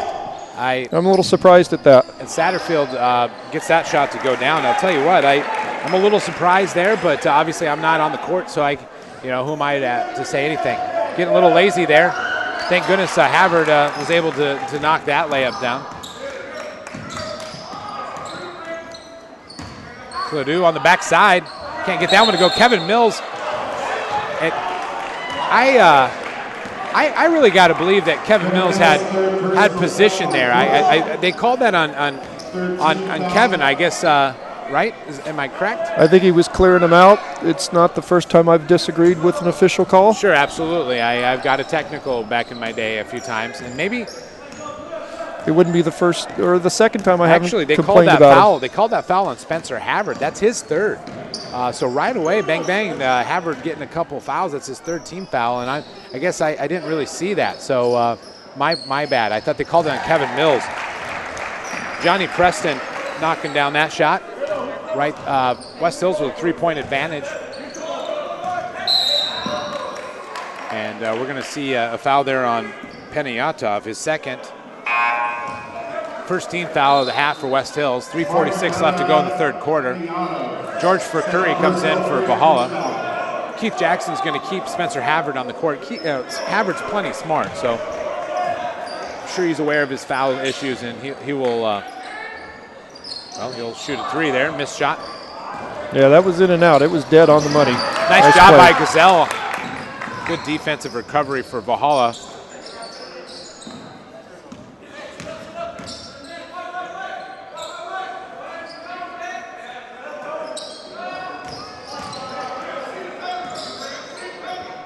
Excuse me. I think if we run this flex offense properly, we're going to get a shot right at the rim. Havard, nice take to the basket. Once again, just trouble cashing those in. Peniyatov can't get that one to drop. George Curry bobbles the rebound, put back there, and I think they're going to get Gazelle with a reach. No, they're going to call a jump ball, which I like that even better. Valhalla will get that possession back. A couple attempts there by Brent Wilder, just couldn't get that one to go, and Gazelle came in and tied up on the shot, and I'll take that. Had an unfortunate bounce off our guy right to him. Under 3 left to go in this third quarter. 37-34. George Curry loses the handle on that one. Satterfield up to Johnny Preston inside.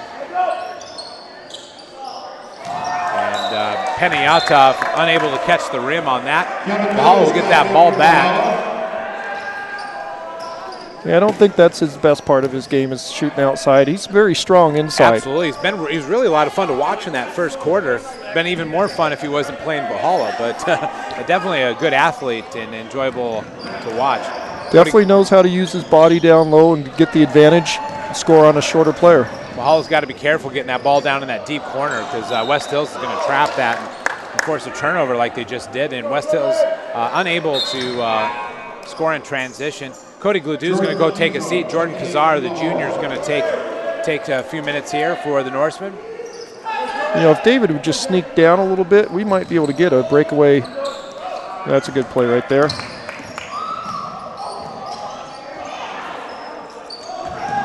Good effort there by David Gazelle, and he must have really long legs because they said that his foot was on the out of bounds as he took possession of that basketball. Once again, I don't have the angle there, but that's quite a flexible feet if that is the case, but good effort nonetheless by Gazelle, even though he couldn't get that to quite pay off in favor of the Norsemen. No, that was a good read, you know. Watch the guy's eyes and see where he's going to make the pass and then jump in the lane.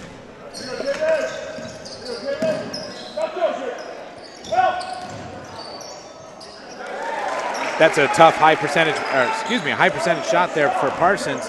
Good use of their offense coming off that screen, getting around the corner there. We need a I was going to say we need a bucket here, but that's not going to happen. Yeah, another turnover for Valhalla. Yeah, one thing, you know, with a younger player like that, you never want to make a full side length cross-court pass against a press. And that's really the beauty of what West Hills is doing. There's nothing that's going to wow you with athleticism, but they just kind of fool you into complacency. You throw that long pass, so they come up, make a play, and now they have a turnover. They lull you into thinking that there's an opening to do it.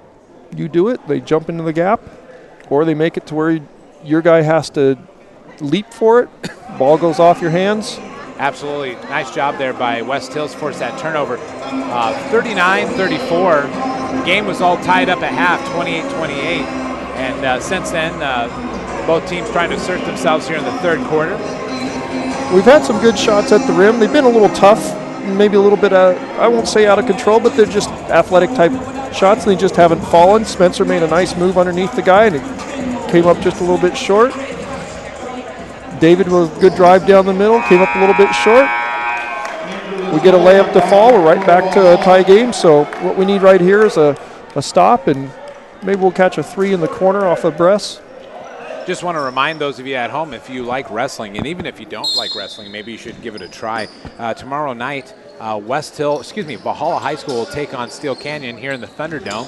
Grossmont Hills dual meet action. We'll be here live. We're bringing in experts on wrestling, so it won't just be me making stuff up. So make sure you tune in tomorrow night or on demand anytime on our Orange Nation TV channel on Play On Sports. Just search Valhalla High School and you can find that. Links will also be on Facebook and the Valhalla website. Tough take to the basket, and I believe they're going to get Lozoya on the reach.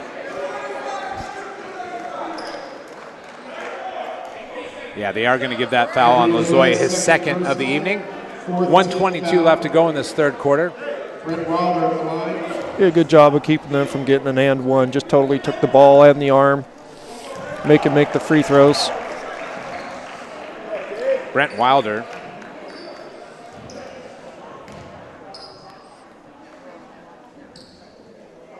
And he can't get both to go. Kazar with a nice rebound. And once again, West Hills is feisty. They're contesting everything, and it's paying off for them. It's absolutely paying off for them. And the hometown crowd is not too excited about that, and that's a foul called. Yeah, they don't like seeing their guy getting manhandled with no call, and then. Yeah, and that's always going to be the issue when Jordan Kazar picks up his first foul. But if you look at how that play unfolded, it's a rebound off a free throw, which once again, most of the time you just take it as a. And now we're going to get a technical foul on Kazar. Yeah, as he went by the inbounder, he reached and touched the ball, and that's an automatic technical foul, whether he did it accidentally or not. So right now we're looking at 5 team fouls for Valhalla, only 1 for the Norsemen. That's going to be, once again, another put a little gasoline on that fire for the hometown crowd. And, Valhalla's, got to clean up a little bit here, but, that's obviously not what they want as Penin Yatov knocks down the technical free throw.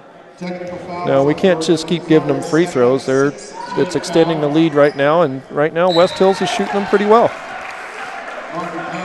Panayatov is 6 of 8 from the free throw line tonight. The fact that he's been there 8 times is quite impressive. I'd be impressed if we were there 8 times total. Yeah, I think we were there exactly 8 times, to be honest with you. Nice call on the stats there, Eric.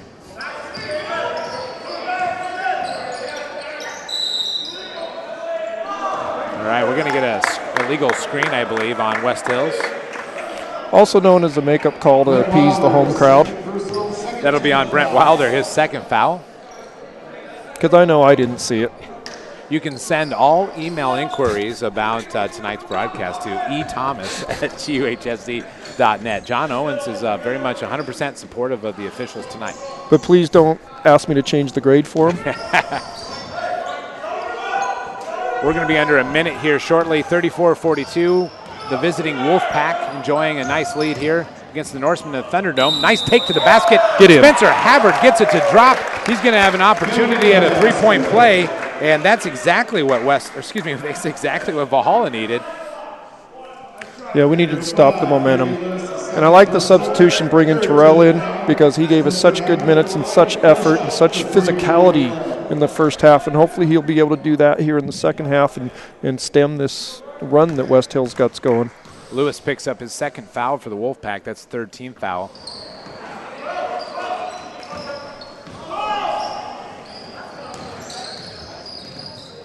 West Hills likes to push that ball into that half-court set as quickly as possible. Valhalla is able to get back on defense. We're under 40 seconds left to go in the third quarter. Lozoya and the Norsemen on the break to Kevin Mills from the elbow.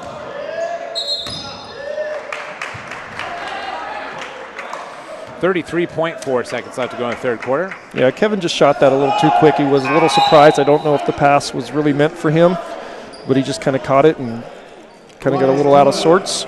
He's usually a much better shooter than that. Austin Alderson comes in for the Wolfpack to get a few seconds here before the end of the quarter. Don't go in the corner, or actually do go in the corner. We need you to go over there. Shot clock is off, 25 seconds left to go.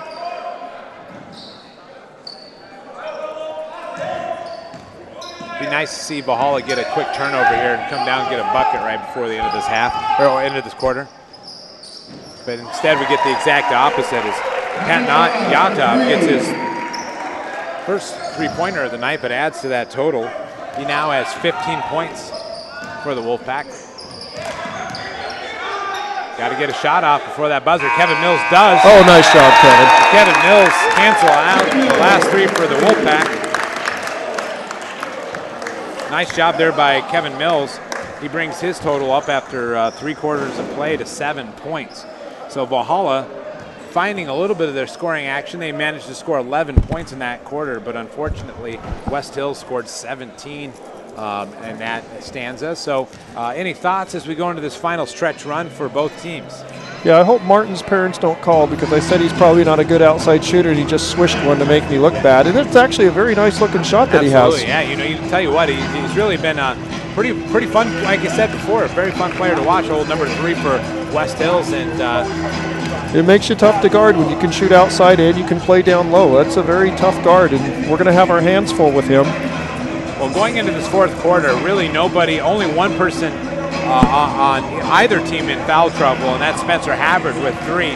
He's a pretty smart player, so I don't know if that will really be an issue. Obviously, need Spencer Havard to come alive here. You know, if we can get some good shots off the offense, maybe a little more in control shots, we'll be able to cut this 6-point deficit down and probably take the lead. David has been shadowed tremendously by them after those first 2 3-pointers. They're not giving him any look whatsoever. So if we can get a little drive and kick, and maybe if Terrell here can get us some offensive rebounds, we can turn this thing around.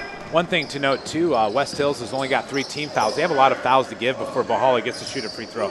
Unfortunately, Valhalla, their next foul, we're going to be shooting 1-and-1. So that could be a factor down the stretch. And that also could be a factor down the stretch is Jerron Satterfield. Nice turnaround. When they've gotten him the ball down below, he's really been tough to stop for Valhalla tonight. Yes, him and Martin, both those kids, they know how to play down low, back to the basket. He just pushed Spencer in a little bit and turned around and put it in. Nice take to the basket, can't get it to go. And they're going to call a foul on McKay. I'm not sure Terrell really pushed him. But once again, we're in the bonus now, so 7.5 minutes into the fourth quarter, they're going to be shooting free throws at every opportunity, absolutely. And every foul. That foul was quite a distance from the basket, but I can't really question McKay's effort. I think he was going off after a loose ball down here would have been a nice recovery for Valhalla. It's one of those fouls that it doesn't get called all the time, but I wasn't right there, so we'll give him the benefit of the doubt as William Yamas knocks down that first free throw. Making it 48-39 as they're extending their lead here. We need to get a couple stops, get a couple easy buckets, or maybe a 3, and let's get it back down.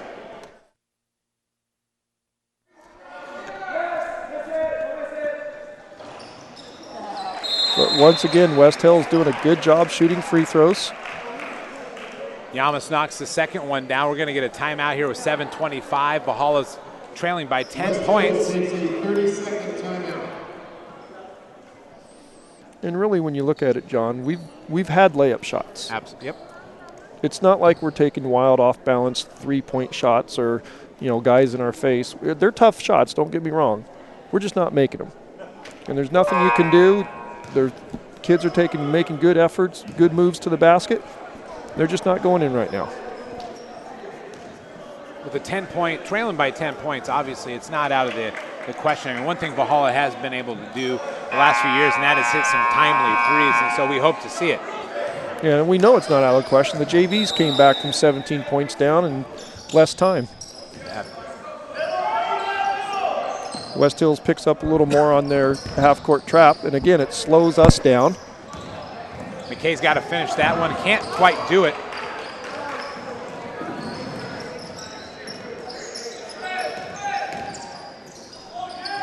Alderson down below can't finish that shot, but once again, West Hills gets a relatively, easy retention of possession there. Once again, it seems like the bounces are going their way.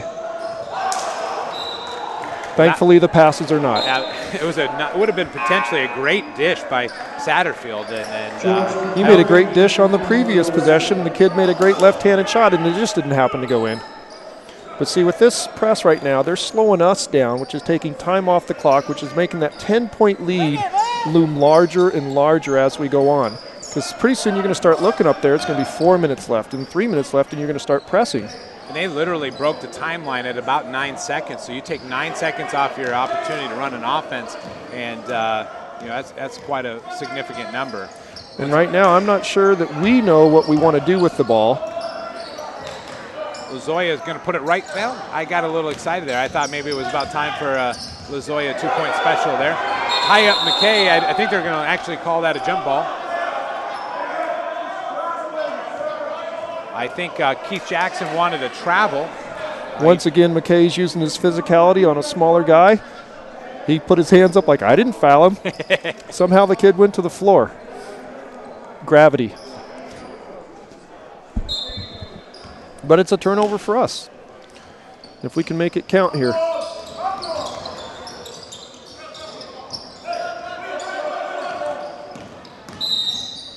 Finally. Oh, I'm sorry. We're going to get a foul out front here. I believe that is going to be on number 25. Sorry, I didn't see number 15, rather. William Yamas picks up his second. That's going to be the fourth team foul. 6:10 left to go in this final quarter of basketball. Seems like Spencer's getting arm barred every time he drives. And a couple times he probably overcame it, but he didn't get the call. Nice job. That's a heck of a shot. There, getting that ball, turnaround jumper. Nice job by Spencer Havard to get that one to fall. And it's interesting enough, Paniatov is the one that's guarding him and has done a pretty good job. So yes, he has. On both sides of the ball, offensively and defensively, he's able to do a nice job tonight. 25, Jaron Satterfield showing his effectiveness down low. 10-point lead is still the advantage for West Hills. Backside toss from Spencer Havard, Curry to the basket. A lot of contact down there. Fans want a call, but not enough to warrant a foul, evidently. And again, we get a shot at the rim. We're just not making our shots.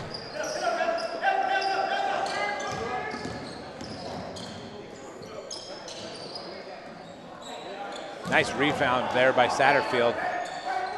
And he's working extra hard down there, getting those rebounds, putting them back up. And that's got to be a real problem going forward for Valhalla. Now that's a cheap foul there picked up by Johnny Preston. That's a good one for Valhalla. That'll be the fifth team foul for West Hills. But if you're the head coach for West Hills, you're probably not real happy you picked up that foul that far away from the basket. Things are going really well for you. You are happy that Satterfield's starting to dominate both on the offensive end, the rebounding end, and the defensive end, which is what I was hoping Spencer would do. And he has. Number 5 will pick up, Daniel Lewis will pick up his third foul. DJ Lewis's third personal foul, 16 fouls. 12-point lead for the Wolfpack, 4:58 left to go in this fourth quarter of play. Grossmont Hills action here in the Thunderdome. Valhalla will play on Friday at Steel Canyon. Orange Nation TV, unfortunately, will not be covering that. They'll have a week off for finals. Lozoya for 3, and he's gonna shoot 3. Satterfield was pretty excited about trying to defend that 3 and took a little Lozoya with him. And Lozoya's going to shoot 3. You don't foul a three-point shooter. You get a hand in his face, you run by him, you try to distract him, you make sure you don't touch him. He knows it. You could tell by the way he's walking in there. He's played a really good game overall, though, tonight. Yes, he has. He's really done a good job down below for West Hills.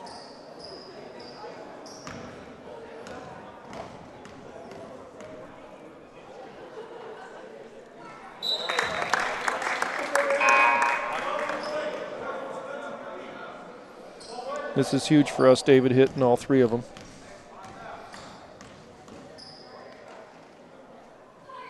Hopefully that'll right the ship and we can start getting back into this game. David Gazelle checks in for Andrew Lozoya, who just knocked down 3 in a row free throws. I'm sorry, I said David. All right, cut it down to 9. 4:45 left to go in this game. Hopefully you've enjoyed this broadcast. You can watch it in its entirety on demand anytime you want. That's the beautiful thing about the programming of Orange Nation TV. We're there whenever you want us. Hopefully you want to watch this game several times, maybe with the volume down, but either way, we hope you just watch it and enjoy it. That's a tough matchup for Kevin Mills as Peniatov knocks down another field goal. I was just going to say, look who's in the post.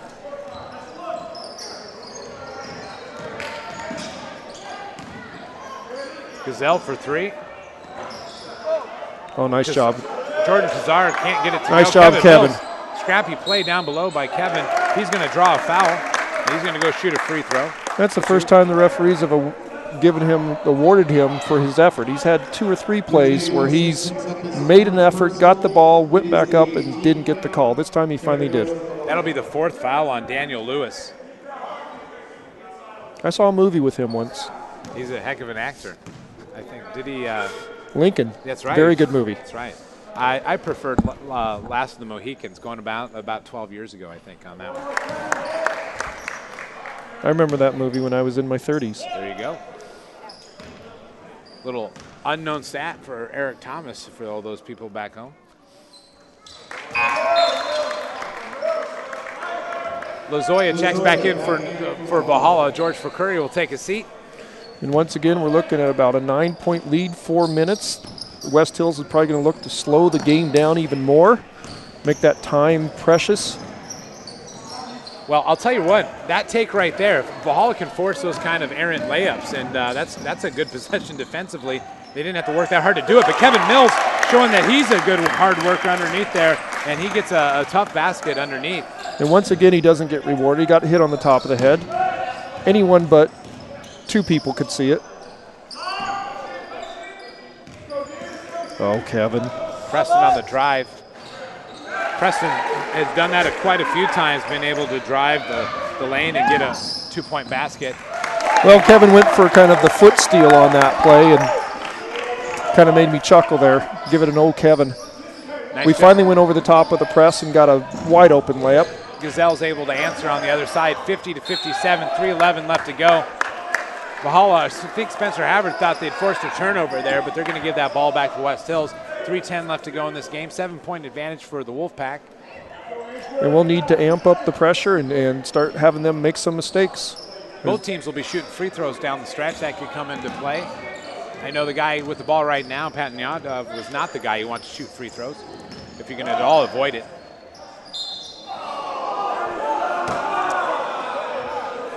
That drive by number 5, Daniel Lewis, was going to be rewarded. They're going to call a foul on Lozoya. And, you know, sometimes as a fan, you sit up here and, you know, not to take anything away from Daniel Lewis's effort, but he's coming flying down, you know, pretty tough shot. I think at one point it was down by his knee somewhere. And, you know, bailed out with a foul, but how big of a foul was it? You know, that's always a hard thing when you're wearing a little orange and you see that call, but obviously, you know, that's a tough one. That's the nature of basketball and the nature of the game itself. Yeah, it's one of those things where you don't want a guy to get bailed out on a out of control, in your opinion, move. Although I'm sure if you talk to him, it was a strong move all the way to the bucket. And if you talk to his parents, I'm going to agree with him. That's right. I thought it was a pretty strong move. He got the foul and got the free throw. Number 5, Daniel Lewis, with 4 fouls, is going to take a seat. But, you know, he drove the lane, drove the foul. That's exactly what you'd want as a coach. Good athleticism on his part. Not a slow player whatsoever, and he's done that tonight. Little ball fake there. Gazelle's going to get it. He's going to draw a foul. He might have done a little acting himself, but I'll tell you what, I like that acting. That's good acting. He's going to be shooting 1-on-1 here. You know, a little 1 dribble, 2 dribble pull-up shots. You'll catch a guy that hits you in the legs as he goes by you when you pull up like that. So Chase Parsons picks up his first foul of the night. 2:45 left to go in this Grossmont Hills League play. Gazelle knocks that one down. We're at 2 minutes, 45 seconds left. 7-point game, 51-58. Jacob Hammond's going to come in for Gazelle after he gets done shooting these free throws.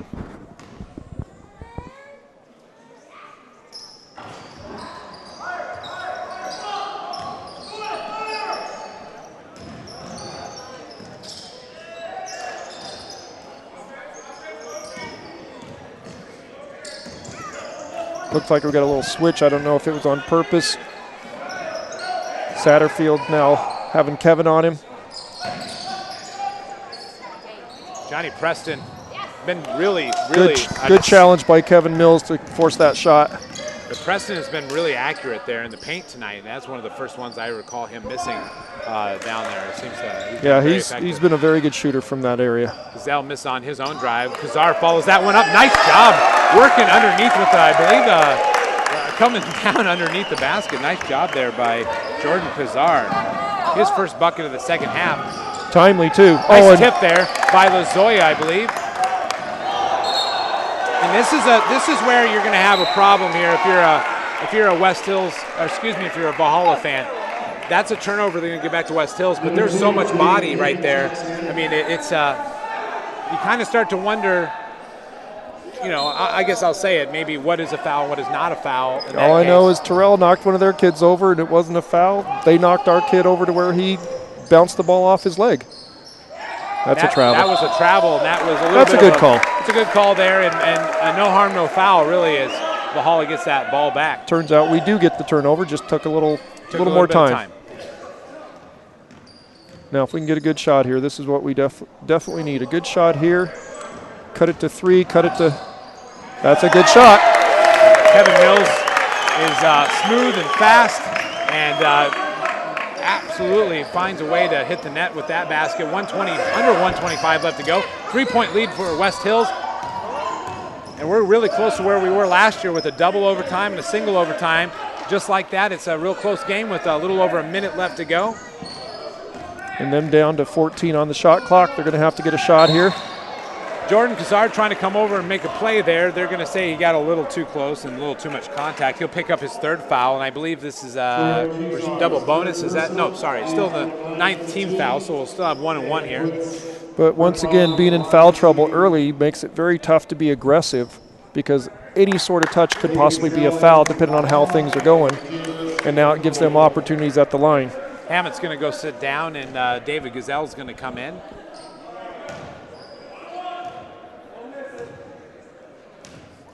A crucial rebound right here.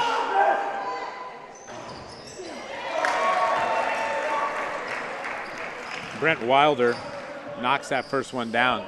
You might have heard me chuckle, but one of the student section members said he'll miss it. Unfortunately, he didn't. Well, much to their credit, I don't think they've missed but maybe 1 or 2 this whole second half. Yeah, they've only missed 3 free throws and actually only missed 5 overall. I think only 6 free throws for the entire game. We get a timeout here. 5-point lead for West Hills. And that disparity in free throws is pretty much the difference in the game right now. Once again, I mean, officiating is subjective. I mean, that's obviously what it is. That we have not come up with a computer algorithm to successfully, call fouls accurately. And if we, it's high school basketball. It's moving fast. We're many feet away from the action, so it's hard here. But when you look at the stats of free throws, I had talked about sometimes the team that attempts the most, has such an advantage in terms of winning percentage. And we'll total those up at the end of the game, but it's just looking at my score sheet here. Obviously, West Hills has attempted a lot of free throws. And I'm in no way or means blaming the officials. The way the thing has been called, the game has been called, it's been pretty good. Mm-hmm. They've done a pretty good job. Of course, like any other game, you're going to miss a couple that everyone else thinks is obvious. But it's just that West Hills was more aggressive, got us into foul trouble, and are shooting more free throws because of it. And that's to their benefit. So I just totaled that up. Valhalla has attempted 16 free throws tonight. West Hills has attempted 23. So a little bit of an advantage there. Yeah, but not nearly as big as we would have thought. It seems like it's been much more, but it hasn't been. The biggest thing is what West Hills has done with those free throw attempts. They've hit an awful lot of them. And that's not the officials' fault. That's just good shooting by West Hills. Yeah, by no means am I saying that the officials are the reason why we're down 5. It's just that they've shot more free throws, and it's much easier to score that way. And speaking of shooting free throws, Spencer Havard's going to go shoot a couple free throws right here. And you should get rewarded for attacking the basket. And that was a good baseline drive between 2 or 3 guys, a pump fake. Brent Wilder picking up his third. Double bonus here on all the way out here for Valhalla.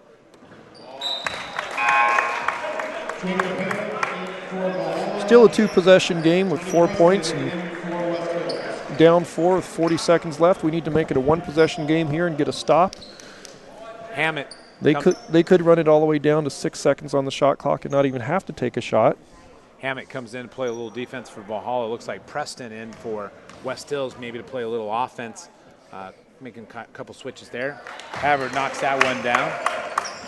3-point advantage for West Hills. 40 seconds left to go. Crucial possession for both teams here. It's times like this you'll see which kids do and do not want the ball. Under 30 left to play. Preston with the ball. About 15 on the shot clock. About a 5-second difference between the shot clock. And we're going to get a foul.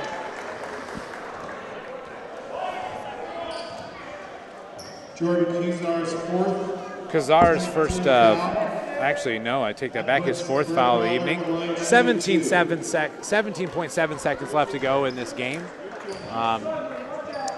Big free throw here. And that's helpful. Brent Wilder misses the front end of these 2 free throws. Lazoya comes in for Valhalla. The one thing I really kicking myself for not keeping track of is how many timeouts, but I think Keith Jackson's got a couple in his pocket that he could use when he wants. I think he's got at least 2 timeouts if my memory serves me correctly. I don't know if you've been keeping As track. A color commentator, I don't think I have to keep track of pretty much anything, do I? Just have to be colorful and commentating. There you go. Brent Wilder knocks that one down. 4-point advantage, 17.5 seconds left to go roughly in this game. And you don't need a 3 right here. You need the quickest basket you can get. If a 3's available, yes, take it. If not, get to the rim and get a basket. And I think they're going to give Valhalla a timeout, but I'm not necessarily sure Keith Jackson called it, or maybe it's not the timeout that he wanted. So 13.2 seconds left to go. 4-point game. Valhalla calls their timeout. Got to talk things over, but you want to paint some pictures here, Eric, for us? Well, again, with 13 seconds left, there's still enough time that you can score just a basket, foul, get one, and get a good shot off. You don't have to force a 3, but if one becomes available, of course you're going to take it. A lot of coaches in this situation will actually run a play that looks like it's for a 3-pointer and try to get the little dive down at the bucket and get a quick basket in the timeout. Hopefully in 5 seconds, and then you're at 9 seconds with a quick foul, 8 seconds to go down, hope that they miss a free throw, and you hit a 3-pointer to win or a 2-pointer to tie. In your career as a coach, Coach Thomas, how many times were you in this position, and do you remember walking out of a gym victorious very many times in this situation? Yes, every time. Because those memories just get better. I remember when I won the national championship.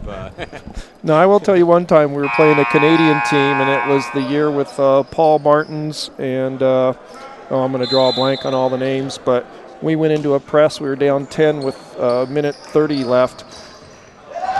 And once again, we went for the 2-pointer. That's not a bad play there, other than the pass was a little long. We went for the quick 2.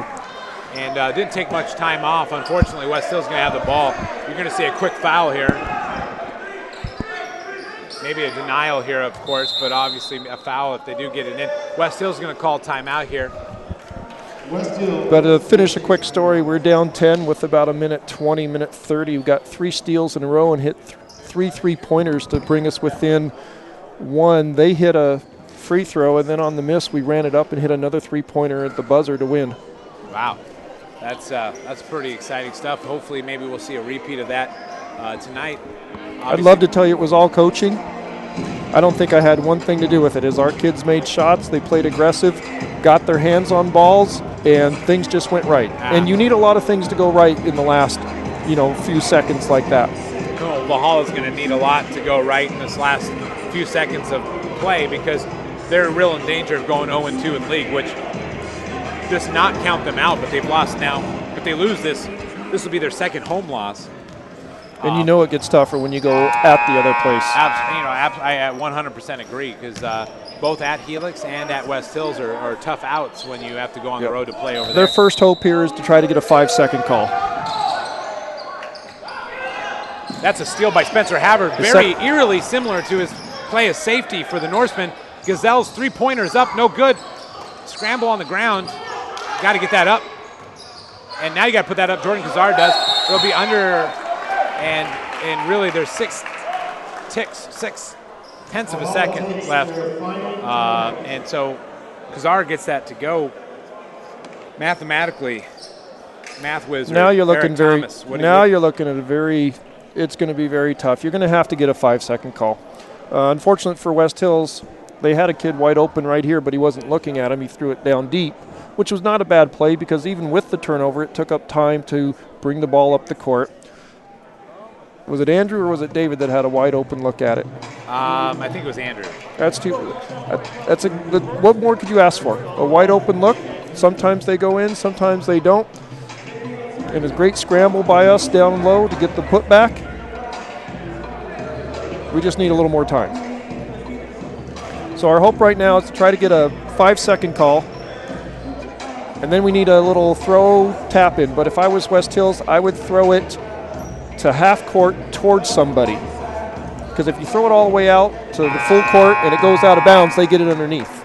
So you just need to get it on the court where someone's going to touch it.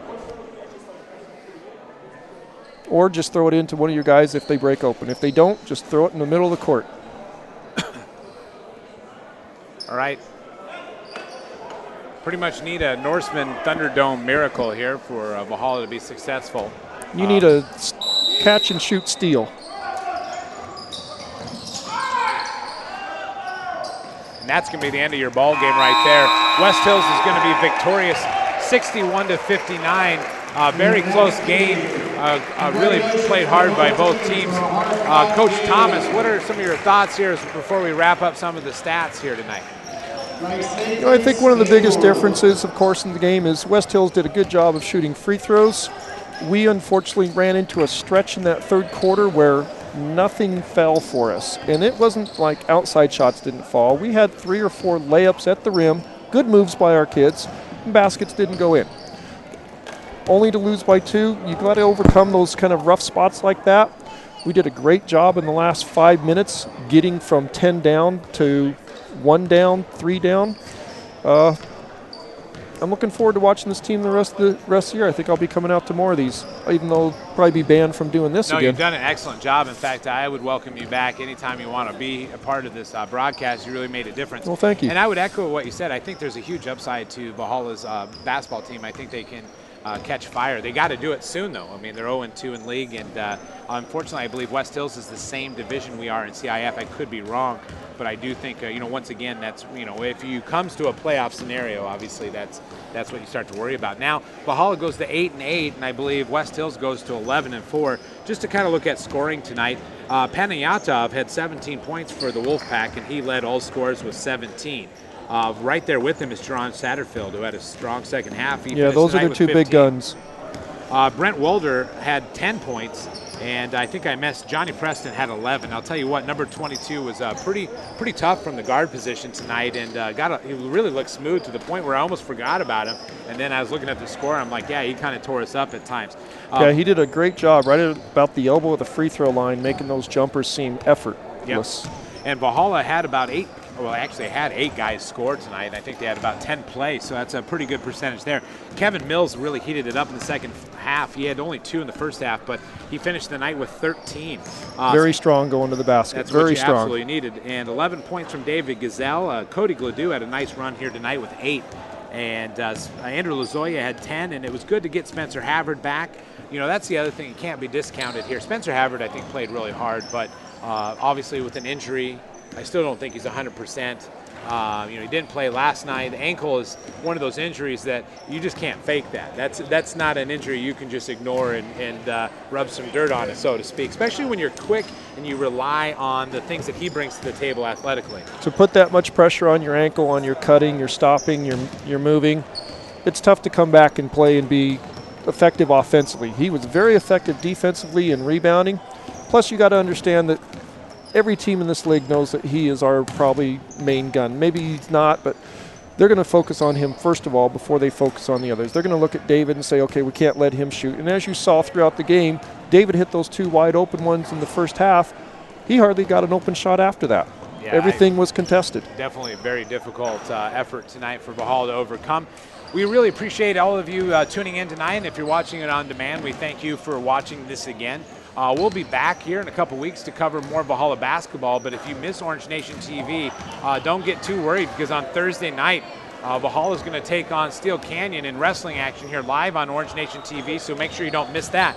On behalf of Orange Nation TV and Valhalla High School, we'd like to thank everybody. I'd like to thank Eric Thomas for sitting in here tonight. Hopefully he'll become a regular featured part of the Orange Nation broadcast. Well, thank you for having me. Definitely helped me out a lot, and almost made me sound halfway intelligible tonight. Thanks for everybody listening, and all of you out there in Orange Nation TV land, stay tuned. A lot more games coming your way.